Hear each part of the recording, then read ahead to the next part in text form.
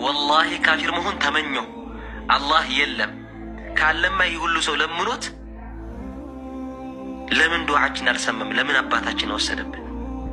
ኢና ሊላሂ ወኢና ኢለይሂ ራጂዑን። ኢና ሊላሂ ወኢና ኢለይሂ ራጂዑን።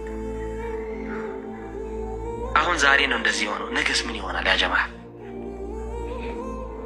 አሁን እንደዚህ ነው፣ ነገ ምን ይሆናል ብላችሁ አስባችኋል? ወደን ወስዋዕ ወየጉተ ወየዑቀ ወነስራ፣ እነዚህ ሰዎች እኮ ደጋግ ሰዎች ነበሩ። አሁን እንደዚህ አይነት ነገር ስንተች እንዲሁ ይህ አሳስባችሁ? በዚህ ደረጃ የአላህ ሐቅ፣ በዚህ ደረጃ አላህ ሲታመስ እንዲሁ አንድ ቀንስ እንቅልፍ ይወስዳችኋል? እሺ ለዚህ ስታበቃ የምትቆሙ ሰዎች እንዲሁ አላህን አፈሩም? እንዲሁ አላህን አፈሩም? ሌላውን ተውት፣ አላህን አፈሩም? ሌላውን ተውት፣ አላህን አፈሩም? ላኢላሃ ኢላላህ። እነ ገሌ ተመዳድበው ጨርሰዋል ይላል። አንደኛው ደግሞ ነፈዝ ማለት ነው። እና እሺ ለእኛስ ቦታ አስቀርታችኋል ወይ? ምድረ ደናቁርት በዚህ ሀዘን ክፉ ባስታስወሩንስ ሙስሊም ናቸው። በቃ ከስራቸው ጋር ተገናኝተዋል። ዱዓ ማድረግ ካልተቻለ እኮ ዝምታ ሌላኛው አማራጭ ነው። ምንድን ነው የምትደሰቱት አይነት ነገር ጽፎ ኮመንት አረኩለት። ሰው ነኝ አለ፣ በሰው ሞት አልደሰትም አለ። ሰው ነኝ በሰው ሞት አልደሰትም። ይሄ እኮ አሁን እኮ ዳዕያ ነኝ እያለ እኮ እዚህ እንትን የሚል እኮ ነው። ገና ለገና በአቂዳ እኔ ስለማይመስሉኝ እሰይ እንኳን ሞተ እንድል ከተፈለገ ይሄ ዝሁልነት ነው። እንደዚህ አይነት አክራሪነት ከምከተል በአፍንጫ ይውጣ። ያኔ እስልምና በአፍንጫ ይውጣ ነው እያለ ያለው ይሄ ግለሰብ። ንግግሩ ጽሁፉ እንደዛ ነው። በነገራችን ላይ ይሄ ሰው ግን ሰዎችን ወደ እስልምና የሚጠራ ነው። ሞቷ ስም እንትን አትበረው። ቆይ አልጠራም። ስም እኔ ቤቴን ከፍቼ ማለት ነው። ቤቴን ከፍቼ ማለት ነው። አሁን ስራ ስለምገባ ነው። ቤቴን ከፍቼ እስከ ዶቃ ማሰሪያው ነግረዋለሁ። ይህ እንደዚህ አይነት ሽልጥልጦች ናቸው እኛ እየበጠበጡ ያሉት። ይሄ እንትን መጽሐፈ ምናምን መጽሐፈ አበው ምናምን እያሉ ማገላበጥ አለ እስልምና። በነገራችን ላይ ቁርአንን ሐዲስን በደንብ አንደርስታንድ ማድረግ እስልምናን በደንብ መረዳት ነው የአንድ ሙስሊም ግዴታው። እንዲህ አይነት ሰዎችን ያዩ ልጆች ናቸው አሁን የምታያቸው ልጆች። እንደዚህ አይነት ሰዎችን የሚከተሉ ልጆች ናቸው ይሄንን ነገር የሚጽፉልን። ቢኮዝ አያስተምሯቸውማ። የሚያስተምሯቸው ምንድን ነው? እዚህ ከአይደል ኪታብ ጋር ምናምን ያለውን ፍትጊያ ምናምን ብቻ ነው የሚያስተምሯቸው። ምን ከባድ ነው። ሀበሻ አንድ ነብይ አጣች። ይህ ከቁርአን ጋር ቀጥታ እኮ የሚጋጭ እኮ ነው አይደል እንዴ? ከፍ አድርጋ አሳያቸው። አቡሳ ላይ ስ አይታቸዋል አይደል? ሀበሻ አንድ ነብይ። ይሄ እኮ እየሄደ እኮ ነው። አሁን ይሄኛውን እንዴት ነው መተጃ እንዴት ነው ዝም የሚባለው? ይሄ ከቁርአን ጋር ቀጥታ የሚጋጭ እኮ ነው። ነቢ ስ ሰለም የነቢያት መደምደሚያ ናቸው ብለን እኮ ነው ምናምን። አላህ እንደዛ እኮ ነው ያለው። እንዴ ታዲያ ይሄ ህዝቡ ይሄኛውን ነገር ግን እንዴት ነው ዝም ብሎ የሚታለፈው? አሁን ተመጡና በሰው ሞት ታዲያ እንደዚህ ልበል ወይ ምናምን አይታያችሁም? እዚህ ጋር አይናችሁ ያያል። እዚህ ጋር ምናልባት ፊደል ያልቆጠረ ካለ ይቁጠር ሄዱ። እንዴ ይሄኛውን ማን ነው የሚከላከለው? ይሄንን ነገር እንዴ እስቲ ታላክፈተው የነገውን ተውትና የዛሬውን እኔው እስቲ ዛሬ ምን ሲሆን ነበር የሚሆነው? ይኸው በአላህ ዛሬ እንደዚህ ነው የሚለኝ። ባደራሽ 1000 ሰው ባለበት ይሆናል። ስማ ቆይ በረከታቸው ይደርብን እንደሚባለው ነው። የገድል ምናምን አላያችሁም? በረከታቸው ይደርብንና ምናምን እኮ አለ እዚህ ክርስቲያኖች ጋር እዛ እኮ አሁን ይሄ በረከታቸው ይደርብን ነው። አሁን አይዳ ልጅቷን ያት ዳሰሰችና አንድ ሴትዮዋ ላይ ይዳሱና እንትን ይነካሉ ሰውነታቸውን ምናምን ነገር ማለት ነው። ጸጋቸው ይድረሰን ነው።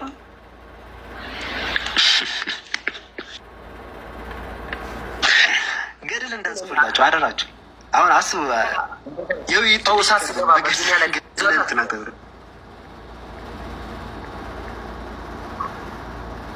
እዚህ ጀለበሰው ይታያል። መልሰው ጀለብያ የለበሰው አስተናባሪ ነው የሚመስለው እና ግን ሰዎቹ የሚያደርጉትን ነገር አይቶ ዝም ነው ያላቸው።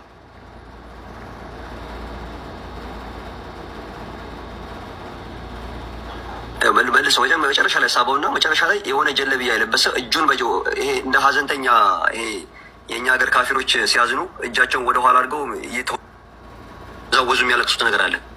እንደዛ እጁን ይዞ የሚንጎራድደው ማለት ነው። ሰዎቹ እዚህ ጋር እየዳሰሱ ተበሩክ እያደረጉ በዚህ እንትን ላይ እያየ ዝም ያላቸው። ዝም ማለት ከእነሱ እንደሚያስቆጥር ታውቃላችሁ? ግን አለመናገር ከእነዚህ ሰዎች እንደሚያስቆጥር ታውቃላችሁ? አለመናገር ይሄን አይቶ ዝም ማለት ካኑ ላ የተናሀውነ ዐን ሙንከሪን ፈዐሉ ለቢእሰ ማ ካኑ ያዕመሉ። አለመናገር ይሄን አይቶ አለመናገር ዝም ማለት ከዚህ ሰዎች ያስመድባል። ሚዛናዊ ነን የምትሉ ሰዎች ይሄን ነገር አለማውቀሳችሁ ከእነሱ ሰዎች ትመደባላችሁ። ወኢዛ ረአይተ አለዚነ የኹዱነ ፊ አያቲና ፈአዕሪድ ዐንሁም ኢነኩም ኢዘን ሚስሉሁም። ኡስታዝ ኢንጂነር ንሳቡ አንዴ አስገባው። ዛሬ እንደዚህ ሆኖ እንደዚህ ሆነች፣ ነገ ከፍሎ ነው የሚያስገቡት። ጠብቁ። ምን ላኢላሃ ኢለላህ። ወንድማችን ሴት የሆነ ሰው ሲቃጠል ብታይ፣ በእሳት ሲቃጠል ብታይ፣ ማንም ሰው ይሁን ታድኗለህ? ታድነው? በዚህ ዘመን ላይ አድኗለሁ። አቡ ሳላህ ታድነው? የሆነ ሰው ሲቃጠል ስታይ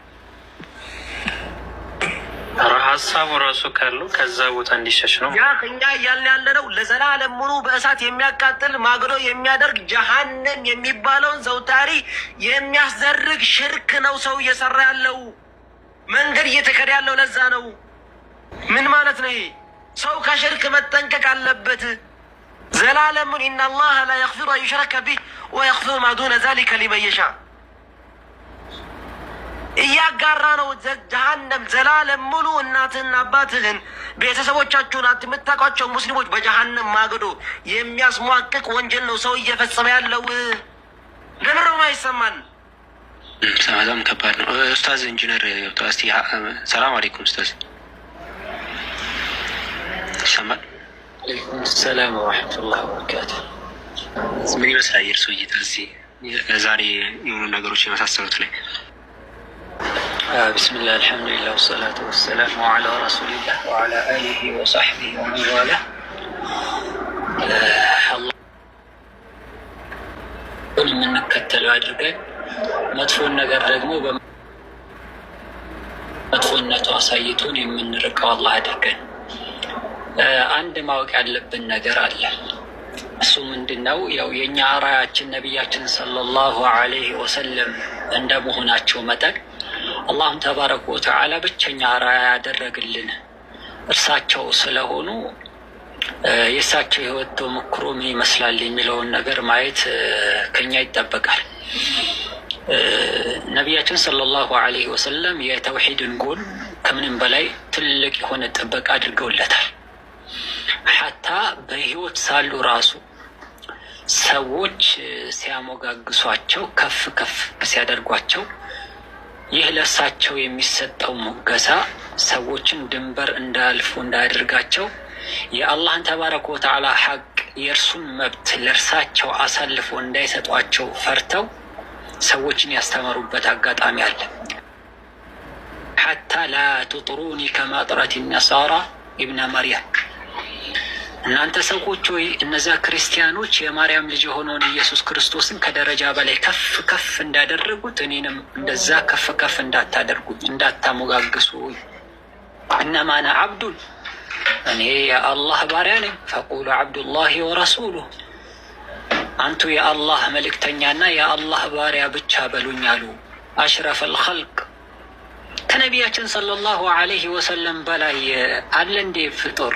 እስኪ ንገሩኝ። ሀታ ጅብሪል እንኳን እሳቸው ጋር እኮ በደረጃ አይደርስም። ማዕከውኒህ ከዛሊክ የአላሁ ተባረከ ወተዓላ ሐቅ ለማንም ተላልፎ መሰጠት ስለሌለበት ሰዎች ለእርሳቸው ካላቸው ውዴታ የተነሳ በሳቸው ላይ ድንበር እንዳያልፉ ብለው በህይወት ሳሉ አስጠነቀቁ።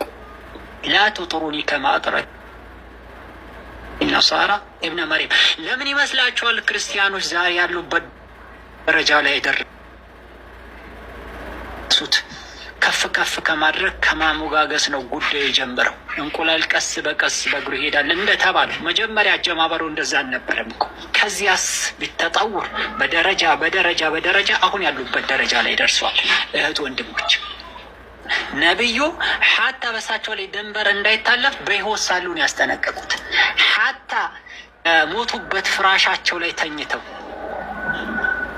ሞት አፋፍ ላይ በሆኑበት አጋጣሚ ላይ በእርሳቸው ላይ ሞት ባጠላበት ኮንዲሽን ላይ ሆኑ ሳይቀር ነቢያችን ሰለላሁ ዐለይሂ ወሰለም ከሞቱ በኋላ በእርሳቸው ላይ ድንበር እንዳይታለፍ ሽርክ የሚባለው ከአላህ ውጭ የሚንጠለጠልበት አካል ማንኛውም ይሁን ነብይም ይሁን መላእክትም ይሁን ጅብሪልም ይሁን መርየምም ትሁን ኢየሱስ ኢሳም ይሁኑ ማንም ይሁን ከአላህ ውጭ የሚመለከው ነው ምንድነው ሽርክ ነብዩ አለይሂ ሰላቱ ወሰላም عن عبد الله بن مسعود رضي الله عنه قال النبي صلى الله عليه وسلم من مات وهو يدعو من دون الله ندا دخل النار رواه البخاري كالله وجه ليلانا كالي يتقرأي كموتا جهنم يقبال له النبي عليه الصلاة والسلام سلازي بجاندو نبياتوች ላይ ልከናል ምን የሚል አን ኢብዱላህ ወጅተኒቡ ጣጉት የተባለን በሙሉ ራቁ የተከለከለው የሽርክ አይነት ድንጋይና እንጨት ማምለክ ብቻ አይደለም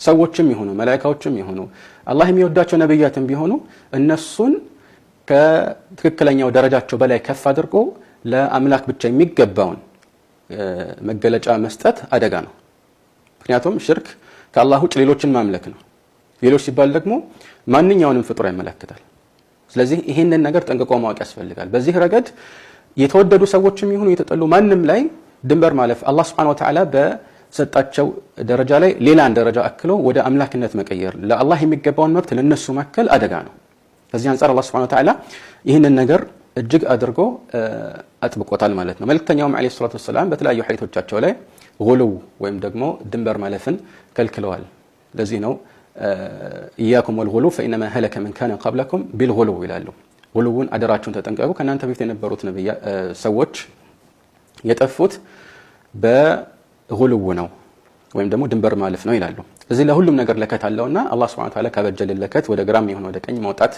የለብንም ማለት ነው እናም ከዚህ ጋር ተያያዥ በሆነ መልኩ መልእክተኛችን አለይሂ ሰላቱ ወሰለም ሰዎች እንኳን ሌሎች ፍጡሮች ላይ ይቅርና እሳቸው ራሳቸው ላይ ድንበር እንዳያልፉ ከልክለዋል ይሄን የምልበት ምክንያት ሁሉም ዘንድ መልእክተኛችን መሐመድ አለይሂ ሰላቱ ወሰለም ከማንም በላይ ትልቅ ደረጃ እንዳላቸው ይታወቃል ከፍጡራን ሁሉ ከእሳቸው ጋር ማንም ሊስተካከል አይችልም እሳቸው ራሳቸው ከመፍስ ሰሒሐይን ሐዲስ الشفاعة ላይ انا سيد ولد ادم ብለዋል የአደም ልጆች ሁሉ አለቃ ከነሱ ሁሉ የተሻልኩ ታላቅ ነኝ ብለዋል ይሄን ያሉበት ምክንያት ኡነታውን ከማስቀመጥ አንፃር ነው ኡነታው ይሄ ነው እንደሳቸው ያለ ማንንም የለም ሙስሊሞች እሳቸውን ካልወደዱ ከንብረታቸው ከራሳቸው ከቤተሰባቸው ሁሉ በላይ እሳቸውን ካላፈቀሩ ኢማናቸው ድክመት እንዳለ የታወቀ ነው ይሄንንም በመልእክተኛው ሐዲስ ላይ እናገኛለን ግን ለሳቸው ይሄን ያህል ከባድ ውዴታ ሊኖረን የሚገባ ከመሆኑ ጋራ ነገር ግን ይሄንን ውዴታ እሳቸው ባስተማረት መልኩ ተፈጻሚ ማድረግና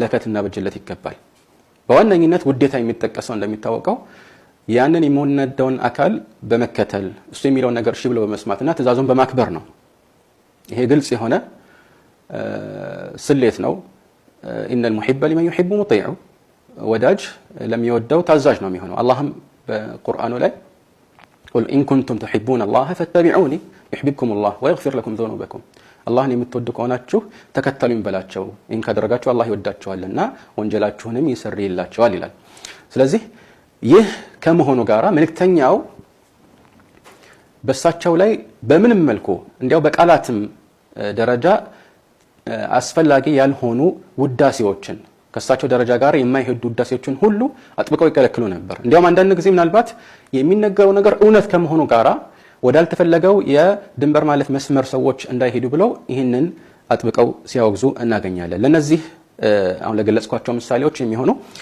አንዳንድ መረጃዎች ለመጥቀስ ያለ ምሳሌ መልእክተኛው አለይሂ ሰላቱ ወሰለም በሚታወቀው የአብዱላህ ኢብኑ አባስ ሐዲስ አልቡኻሪ እና ሌሎች እንደዘገቡት ምን ይላሉ ابن عباس طبعا ይሄንን ከዑመር ኢብኑ الخطاب ሰምተው ነው እናም መልእክተኛው አለይሂ ሰላቱ ወሰለም لا تطروني كما اطرت النصارى ابن مريم ክርስቲያኖች የመርየም ልጅ ዒሳን ከመጠን በላይ አጋናው አወድሰው ከፍ እንዳደረጉት እኔንም አጋናችሁ እንደዚህ እንዳታወድሱኝ ኢጥራ የሚባለው መሰረት የሌለው ውዳሴ ነው ከመጠን በላይ ከፍ አድርጎ ሰዎችን መሳልና ከዚያ በላይ ማለት አላህ ከሰጣቸው ደረጃ በላይ ከፍ አድርጎ መቅረጽ አደጋ ነው እናም ከዚህ አንፃር መልእክተኛው አለይሂ ሰላቱ ወሰለም በዚህ ትክክለኛ ሐዲስ ላይ لا تطروني كما اطرت النصارى ابن مريم ካሉ በኋላ فانما انا عبده እኔ የአላህ ባሪያ እንጂ ሌላ አይደለሁም አሉ فقولوا عبد الله ورسوله የእሱ የአላህ ባሪያ እና መልእክተኛው በሉ ይላሉ ዑመር ኢብኑ الخطاب የኸሊፋነት ዘመን ጋር የተያዘ ታሪክ እናውሳ ምንድነው ተስቱር የተባለ አገር በሙስሊሞች እጅ በወደቀበት ጊዜ ሰሓቦችና ከነሱ ጋር የነበሩት ታቢዒዎች አንድ የሰው በድን ሬሳ አገኙ። ይህ ሬሳ ለብዙ ዘመናት ሳይቀየር የቆየ እንደሆነ ያስታውቃል እና ወንበር ላይ ተቀምጦ ነው ያለው። ሰዎች በዚህ ሬሳ ላይ የሆነ እምነት እንደነበራቸው ተረዱ። እንዲያውም ዝናብ ሲቆይባቸው ይህን ሬሳ ይዘው ወጥተው አላህ ሱብሓነሁ ወተዓላ ዝናብ ይጠይቁ ነበር። እስካሁን እንግዲህ ያስቀመጥኳቸው ምሳሌዎች ብናስተውል ቀጥታ ከአላህ ውጭ ሌሎች የሚጠየቁበት ወይ ደግሞ ሰዎች በቀጥታ ሽርክ ውስጥ የሚገቡበት ሁኔታ የለም። ያ ከመሆኑ ጋር መከልከሉ ነው ቁም ነገሩ። እናም ይህንን ባወቁ ጊዜ ሰሓቦች እንዴት ሰዎችን ከዚህ አይነት ጥፋት ማገድ እንዳለባቸው አስቡና የሆነ ውሳኔ ላይ ደረሱ እና ሐዲሱን የሚያስተላልፉን አቡል ዓሊያ ምን ይላሉ? ቃል ሐፈርና ለሁ ቢነሃሪ 13 ቀብረን ሙተፈሪቃ፣ በቀን ሰዎች እያዩ ይህንን ሰው ቀብረው ነው ብለው አሳውቀው 13 የተለያዩ የቀብር ጉድጓድን ቆፈሩለት። 13 የተለያዩ የቀብር ጉድጓድ፣ ተቀባሪው አንድ ነው። ለምን ይሆን 13 ቀብር የቆፈሩት? ይህ ሁሉ ጉድጓዶች መቆፈር ያስፈልጋቸው ለምን ይሆን ከተባለ መልሱ ግልጽ ነው። ምክንያቱም ሰዎች የት እንደተቀበሩ እንዳያውቁ ነው። ከዚያም ሌሊት ሲመጣ ማንም ሳያይ አንደኛው ጉድጓድ ውስጥ አስገቡትና ከድነው ሁሉንም አመሳስለው ዘጉት። ይኸውን ጥያቄ ሊያጭር ይችላል። ለምን ይህን ያህል ጥንቃቄ ማድረግ አስፈለጋቸው ከተባለ ቁም ነገሩ ግልጽ ነው። ለተውሂድ ከነበራቸው መቆርቆር የተነሳ የአላህን መብት ለማስከበር ካላቸው ጽኑ ፍላጎት የተነሳ ነው ማለት ነው። ስለዚህ ይህ ርዕስ የተውሂድ ርዕስ ትልቅ መሆኑን ከሚያሳዩ ጽኑ ማስረጃዎች መመለካቶች መካከል በዋነኝነት መጠቀስ የሚችሉት እነዚህና መሰል ናሙናዎች ናቸው። መልእክተኛው ዓለይሂ ሰላቱ ወሰላም ከእሳቸውም በኋላ ያው እስላምን ሲያስተገብሩ የነበሩ ሰሓቦች እናም ምርጥ ትውልዶች በተውሂድ ላይ ወደኋላ አይሉም ነበረ። የአላህን ህግ ለማስከበር የተውሂድን ዳር ድንበር እንደዚሁ ለማስጠበቅ ከባድ የሆነ ጥረት ያደርጋሉ። ጥንቃቄያቸውን ከፍ ያለ ነበረ። ስለዚህ በአላህ አምልኮ ጉዳይ ላይ ጥንቃቄን ማስፈጸም ይህ ነገሮችን ያለ አግባብ ማጥበቅ እንዳልሆነ እናውቅ ይገባል።